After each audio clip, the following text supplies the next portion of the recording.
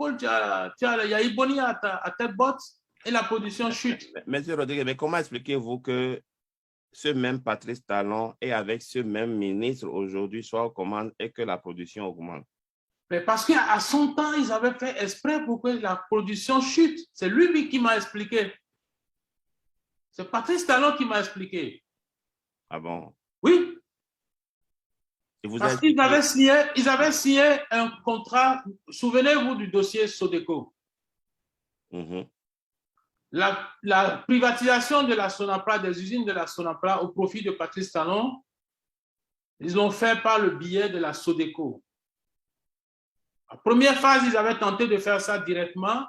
Nous nous sommes soulevés et Yahi Boni a été obligé de faire marche arrière. Lorsqu'ils sont revenus, ils ont monté la Sodeco. Et au montage de la Sodeco, l'État était censé être actionnaire à concurrence de, je ne sais pas, je crois, de 49%. Et puis, une partie devait revenir au public.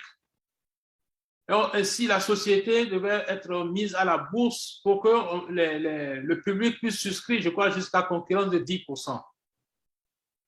Mais Patrice Talon a réussi à glisser une clause qui dit qu'ils iront à la bourse que lorsque la société devenait rentable. Suivez bien. Et pour qu'elle ne puisse jamais aller à la bourse, il a préféré que la société ne soit jamais rentable. D'où il a maintenu la production de coton à un niveau bas. Vous comprenez? On vous suit. C'est technique. Si vous avez une production forte, vous avez une forte rentabilité, la société sera obligée d'aller à la bourse. Et Patrice Talon ne pourrait pas être à 100% propriétaire un jour. Et lui qui m'a expliqué, je ne savais pas, il se vantait de ce qu'il a choisi. Et il était déjà propriétaire de la société à l'époque, n'est-ce pas, M. Rodriguez? Oui, bien sûr. Oui. C'est lui qui m'a expliqué qu'il a choisi ce niveau de production. Il ne veut pas voir. Je lui ai demandé, est-ce que son ami Yahi Boni est au courant de sa stratégie? Il m'a dit d'aller m'occuper de mes affaires d'avion présidentiel. J'ai appelé le président Yahi Boni à l'époque. J'ai appelé Yahi Boni, je lui ai dit, mais j'ai vu votre ami Patrice Talon. Voici ce qu'il m'a dit. Est-ce que vous confirmez, vous êtes au courant de ça? Il dit que lui ne connaît pas tout ça. C'était du cynisme. Vous avez quand même mis la puce à l'oreille Je le lui ai dit. Quand j'ai vu Patrice Talon, quand il m'a dit ça, il n'était pas seul, il était avec son épouse. Il m'a expliqué ça devant elle. Et j'ai appelé Yahi Boni, je lui ai dit.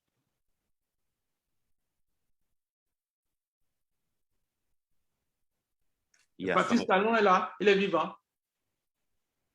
Et quand il est devenu président aujourd'hui, qu'il a tout en main, il a éliminé tous les concurrents possibles, il est tout seul, la production a monté.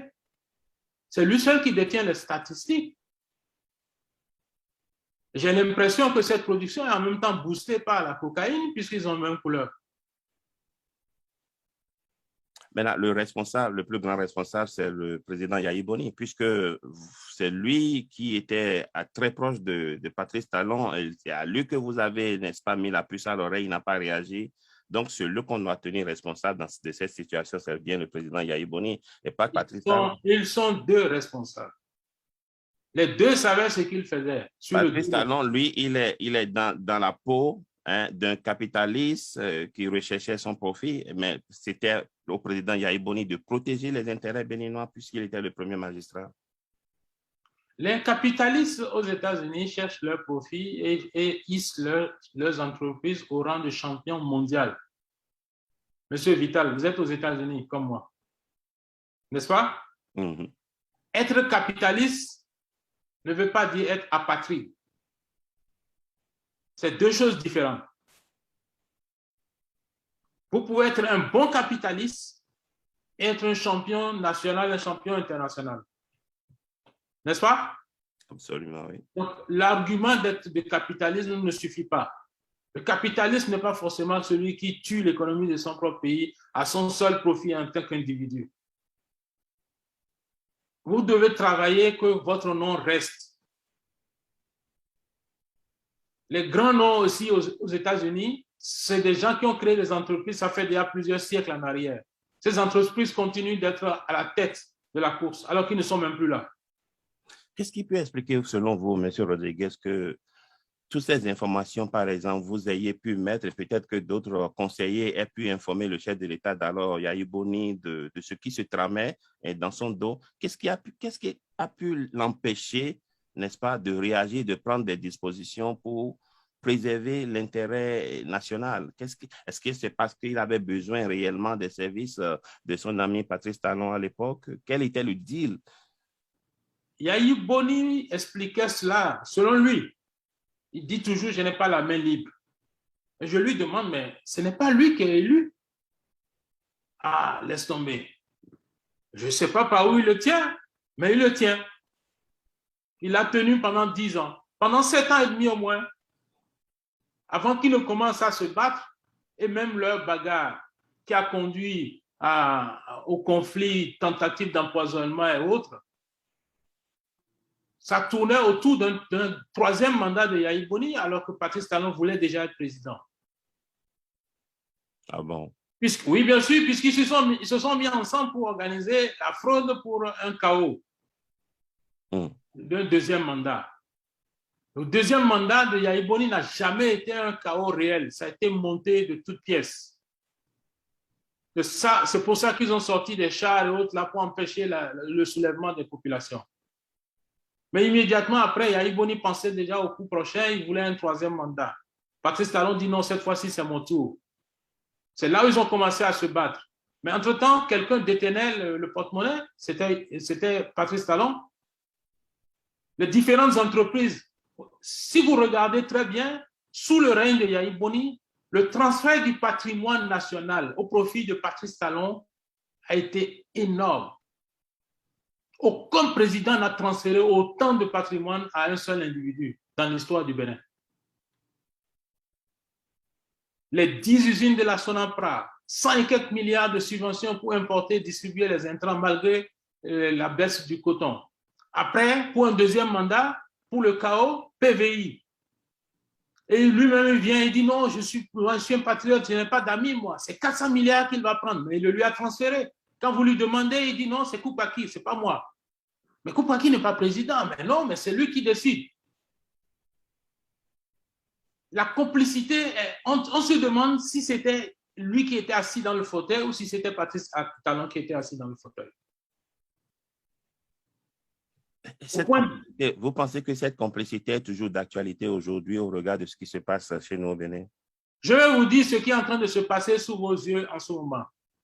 C'est d'ailleurs l'une des raisons pour lesquelles j'ai choisi désormais de sortir de l'ombre.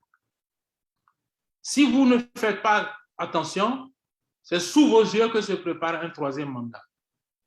Parallèlement à la rencontre Patrice Talon et Yahya Boni, il y a un vent qui souffle en ce moment qui parle d'un mandat présidentiel unique de 7 ans.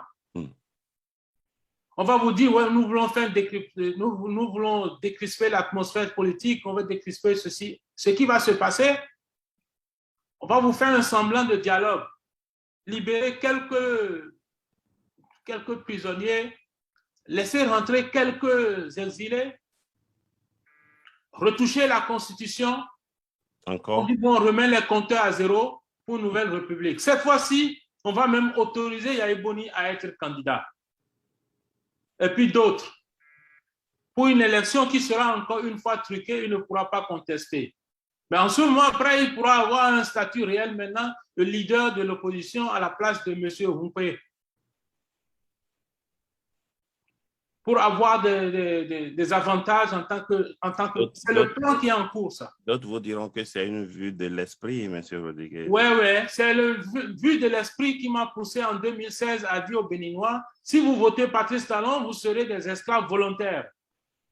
Aujourd'hui, si vous connaissez quelqu'un qui ne pleure pas, même dans l'entourage de Patrice Talon, les gens souffrent. Dans son entourage. Tous ceux qui sont autour de lui ne sont pas forcément des gars qui sont au beurre. Ils n'ont juste pas le choix. Parce que dès que vous levez la main... Il n'y a peut-être personne au beurre. Le temps de rester au beurre est peut-être terminé sous Yahya Boni. Dès que vous levez la main, vous allez en prison. pour des dossiers vrais ou des dossiers montés. Mais vous irez en prison. Et ils le savent, chacun d'eux. Ministre comme conseiller ou n'importe, tout le monde. De toute façon, personne ne peut lever le petit doigt. Il y a un seul chef, c'est Patrice Talon. Cela explique ce que vous voyez. Alors, on a connu quand même, hein, en 2014, j'ai passé la vidéo tout à l'heure, le président Yahi Boni qui est sorti, qui a fait une déclaration, il a pardonné à son ancien ami avec qui il était tombé en disgrâce et en inimitié. Il lui a pardonné ce qui s'est passé, tentative d'empoisonnement, tentative de coup d'État. En 2016, quand Patrice Talon a été élu à la passation de charge, on a vu le président Yahi Boni offrir une Bible au président Patrice Talon. C'était peut-être plein de sens au regard d'un certain nombre de compatriotes. Puis, on a vu les deux personnages encore se retrouver sur le perron, n'est-ce pas, du palais de la Côte d'Ivoire, où ils se sont embrassés, ils se sont dit, nous sommes des amis, nous avons été des amis, nous demeurerons des amis. Mais aujourd'hui encore, on voit les deux se retrouver et Yahi Boni qui dit, beaucoup croient qu'il y a un problème profond, Talon Yahi.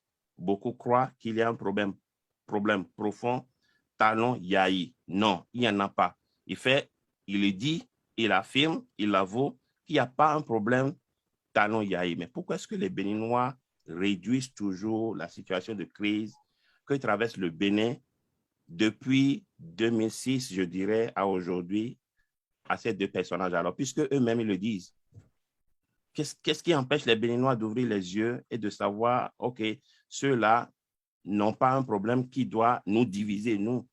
Parce qu'aujourd'hui, certains pensent que, qu'on le veuille ou non, ces deux personnages, la paix au Bénin repose sur ces deux personnages. Est-ce que selon vous, M. Rodriguez, la paix au Bénin, la décrispation de la situation politique, de la tension politique au Bénin passe par ces deux personnages? Si vous voulez la paix au Bénin, il faut chasser ces deux personnages de la scène politique. Aussi simple que ça.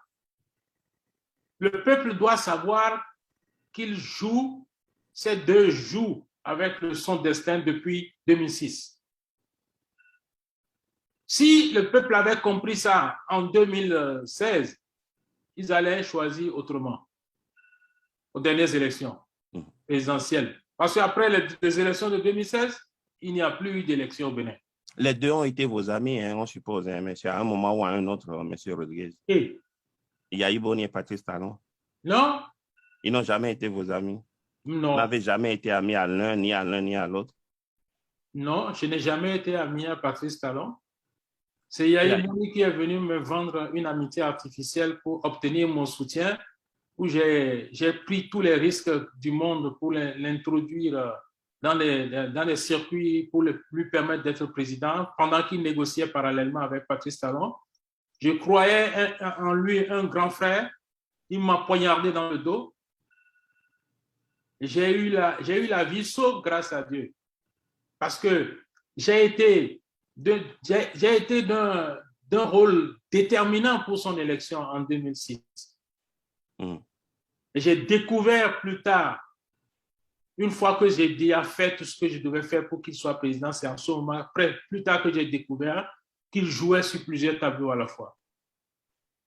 Yahi Boni m'a approché pour me demander de l'aide pour que je puisse l'aider à être élu, pour que je le soutienne pour son élection.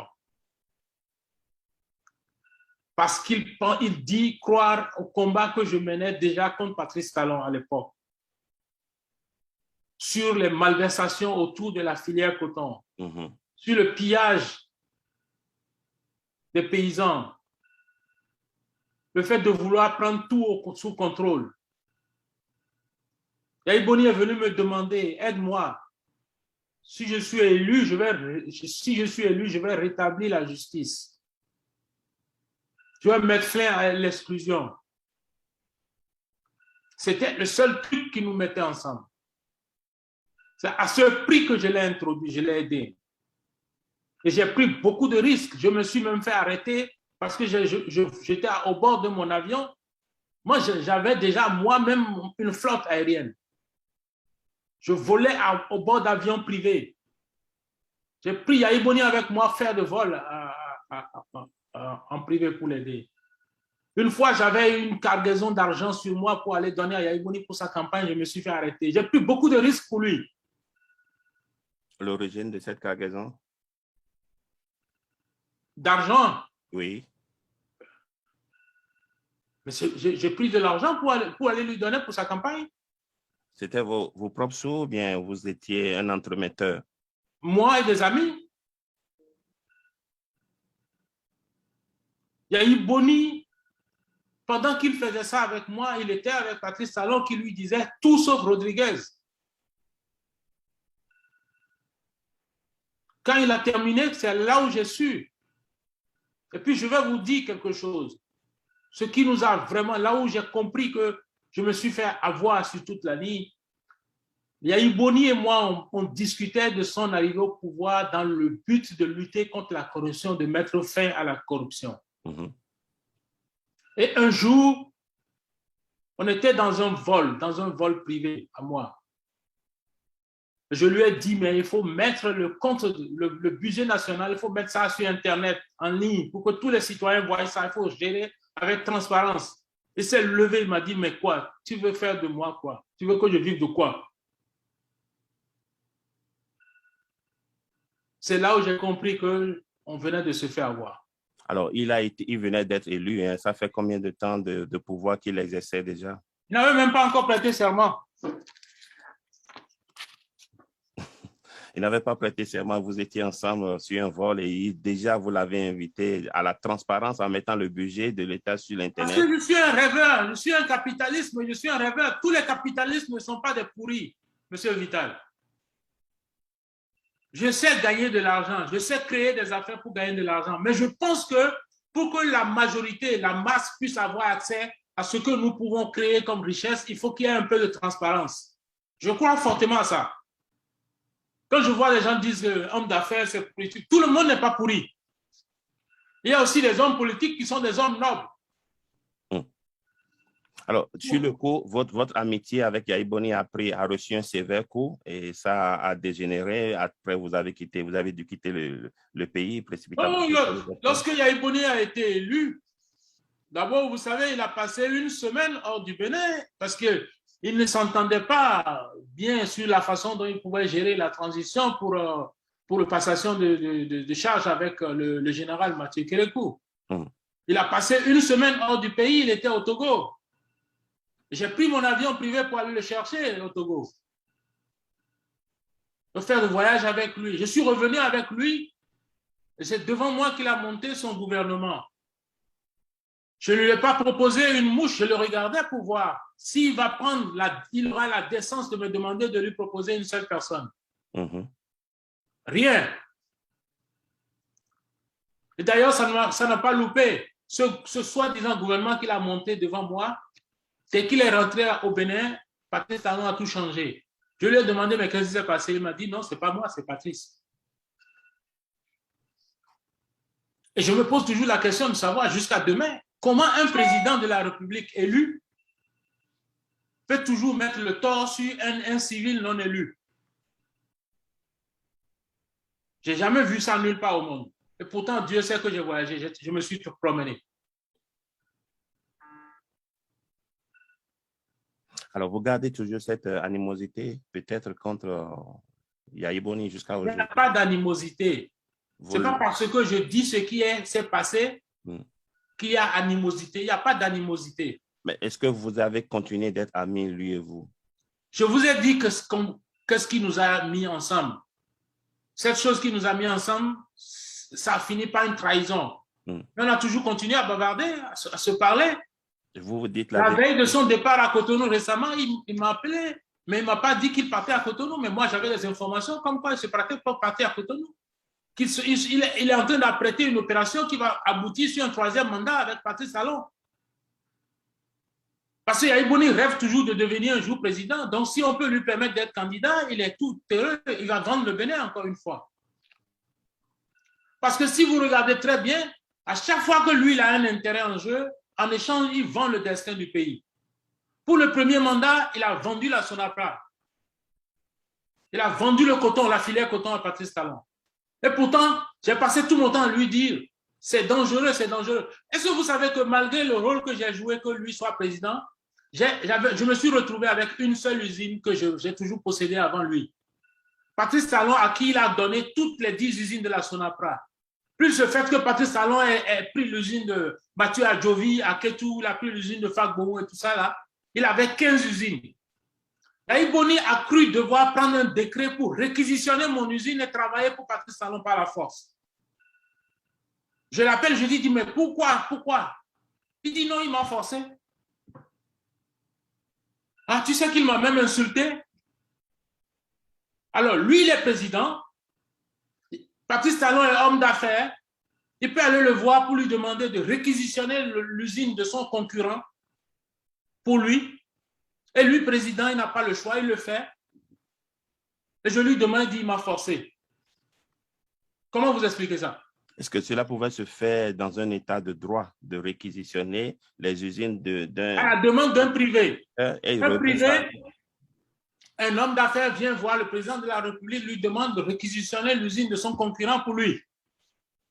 Et le président le fait. Donc, vous aviez perdu toutes vos usines à l'époque. Mais c'est ce que je vous explique. Alors, pour le premier mandat, Yahya Boni a sacrifié la Sonapra et le coton. Pour son second mandat, qu'est-ce qu'il a sacrifié? Le PVI, ce qui fait souffrir jusqu'à demain, l'importation et l'exportation de tout.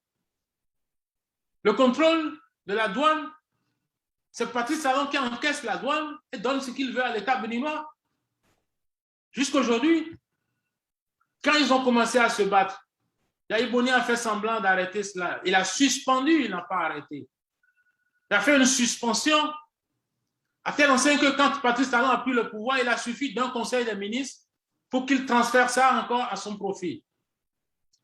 Aujourd'hui, vous voyez, la douane est privatisée. On vient d'ailleurs de nommer même un non-douanier à la tête de la douane.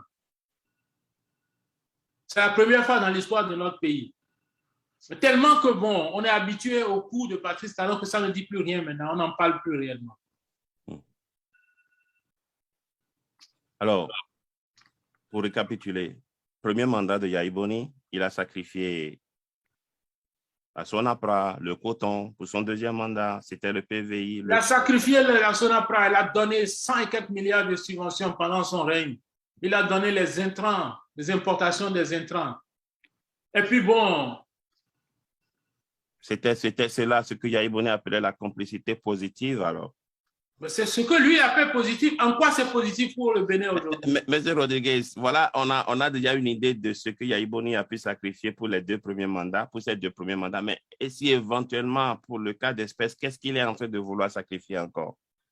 Puisqu'il n'est plus président, il ne sera pas... Il va servir de caution pour permettre à Patrice Talon d'avoir un troisième mandat, puisque l'opinion croit que Yahya Boni est opposant. Il ne l'est pas. Il faut travailler pour ouvrir l'esprit, pour allumer l'esprit des citoyens. Yahya Boni est tout sauf un opposant. Ce n'est pas un opposant qui est complice. Il y a une scène, vous pouvez aller regarder vos archives. C'est le jour qu'ils ont créé le FCBE à Parakou. Yahya Boni a pris la parole, il a dit quelque chose. Beaucoup n'ont pas prêté attention. Il a dit, j'irai rendre compte de ce qui s'est passé à Patrice Talon, mon ami. Vous créez un parti de l'opposition pour combattre le pouvoir, puis vous irez rendre compte au patron des études que vous voulez combattre. Vous croyez à ça, vous? Vous pensez que tout ce monde, quand même toute cette classe politique qui se croit être de l'opposition dans le même creuset que Yahya Boni peut se laisser berner aussi facilement que ça par ce personnage? Je parle de faits. Maintenant, vous pouvez qualifier ça s'ils sont bernés ou pas bernés. Mais les faits sont là, les faits sont têtus. C'est factuel. On l'a quand même vu assigné à résidence pendant près de 52 jours. Hein. Parce qu'il n'obéissait pas complètement à tout ce qu'on veut de lui. Vous me faites sourire un peu, M. Rodriguez. Il n'obéissait pas, c'est pour ça qu'on l'a signé en résidence. C'est son patron qui l'a puni pour 52 jours, c'est tout. Quand il est revenu au Bénin pour sa rencontre avec Patrice Talon, vous l'avez entendu contester encore l'élection de Patrice Talon pour dire 5 ans, c'est 5 ans? Ceux qui l'ont suivi dans l'affaire de 5 ans, c'est 5 ans. Il y en a qui sont en prison. Certains sont accusés de terrorisme et autres là. Mais c'est justement pour cela qu'il est parti négocier au palais. Attendons les résultats. On va voir combien de personnes ils vont libérer. On va voir quelles sont les décisions qu'ils vont prendre réellement pour décrypter la situation. Comme ça, vous me direz si j'ai raison ou si j'ai tort. Je ne crois pas à un seul mot de ça. Vous ne croyez pas un seul mot de cela? Est-ce sur la base de ce que vous avez vécu, puisque vous-même, vous aviez été reçu par Patrice Talon en 2016 ou 2017, si je ne me trompe. Est-ce que à l'époque, c'était une réconciliation ou bien si c'était pour les affaires? Je n'ai pas été reçu par Patrice Talon parce que j'ai demandé à le voir. Patrice Talon a demandé à me voir. Je m'étais opposé, je n'étais pas d'accord pour le voir. J'en ai parlé au président Bédié de la Côte d'Ivoire, qui m'a dit non, tu ne peux pas refuser de le voir. Même si vous ne vous entendez pas, tu es de l'opposition, tu dois accepter de lui parler s'il veut te parler. Écoute-le d'abord avant de décider de ce qu'il y a derrière la discussion. Et il a pris son téléphone, il a appelé le président Alassane Ouattara. C'est les deux qui ont organisé la rencontre. Patrice Talon s'est déplacé d'abord pour aller voir le président Ouattara en Côte d'Ivoire. C'est là ils ont convenu qu'il fallait que je vienne. J'ai subi cette pression, je ne pouvais pas m'opposer et à Patrice Talon et au président Alassane Ouattara et au Bédié en même temps. J'ai accepté la rencontre. C'est une rencontre qui a duré 4 heures et demie. J'ai compris que le but de cette rencontre, c'était simple. Patrice Talon voulait mon usine et voulait mon hôtel. Il me demande de lui transférer ça amicalement. Au début de l'audience, il a d'abord projeté toutes les conférences de presse où je l'ai traité de voleur, de pilleur de l'économie, de despote et tout. Pendant 1 heure et demie, on a subi ça.